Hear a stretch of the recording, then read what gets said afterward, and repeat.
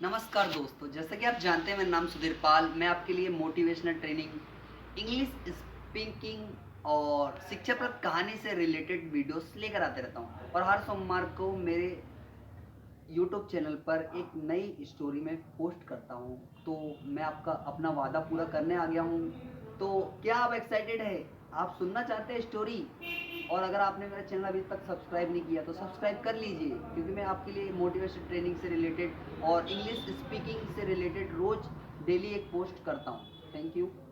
तो जैसे ज़िंदगी में कई लोगों के दुख आता है तो वो बोलते हैं कि हमारे साथ ऐसा क्यों होता है, हमारे को ही तकलीफ क्यों आती है, हमारी ज़िंदगी में ही समस्या क्यों है। तो मैं उनसे कहना चाहता हूँ कि जो होता है अच्छे के लिए होता है। हो सकता है दुख के बाद सुख आने वाला हो। ये दुख जो है आपको शक्ति देता है ज़िंदगी में आगे बढ़ने की। तो ये स्टोरी सुनिए आप ध्यान से। बहुत समय पहले अकबर और बीरबल दोनों, बीरबल जो है अकबर के दरबार के मंत्री थे।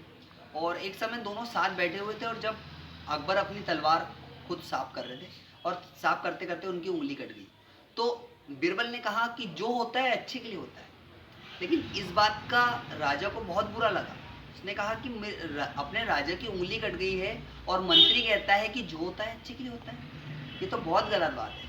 तो उनने बीरबल को अपने से दूर कर दिया कि मुझे चले जाओ, छोड़ के यहाँ मत रहो। और फिर उसके बहुत दिन उस बात को बीत गए, और कुछ समय बाद जो राजा अपने कुछ सैनिकों के साथ शिकार खेलने के लिए जंगल चले गए। और जब वो जंगल गए तो शिकार खेलते खेलते अकेले अकेले बहुत अंदर तक चले गए, और जहाँ गए जहाँ आदिवासी रहा करते थे। तो जिसके कारण क्या हुआ कि आदिवासी राजा को नहीं पहचान पाए और उन्होंने राजा को बंदी बना दिया और राजा की बलि देने की तैयारी करने लगे। लेकिन जब राजा की बलि देने की तैयारी करने लगे तो किसी एक आदिवासी का जो है ध्यान उसकी राजा की कटी हुई उंगली की तरफ हुआ।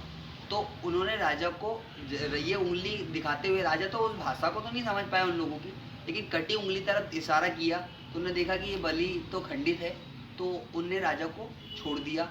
और अकबर जो है वहाँ से जंगल से वापस लौट आए। उन्होंने लगा कि यार ये बीरबल तो सही कह रहा था, उंगली कटने की वजह से मेरा सर कलम होने से बच गया।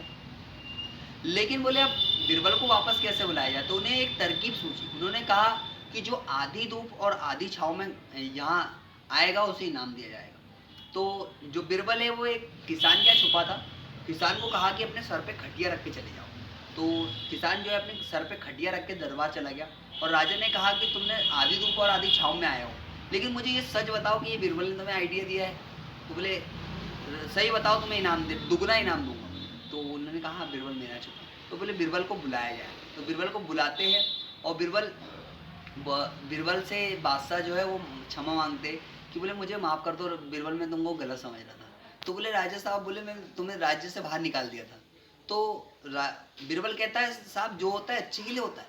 अगर आप मुझे से नाराज़ नहीं होते, मुझे बाहर नहीं निकलते, मैं आपके साथ शिकार खेलने जाता और वो आदिवासी हम दोनों को पकड़ लेते। आपकी कटी उंगली थी तो आपको तो छोड़ दिया जाता, लेकिन मेरी तो गर्दन कट जाती ना। तो भी जो होता है अच्छे के लिए होता है। ज़िंदगी में आगे बढ़िए। Thank you.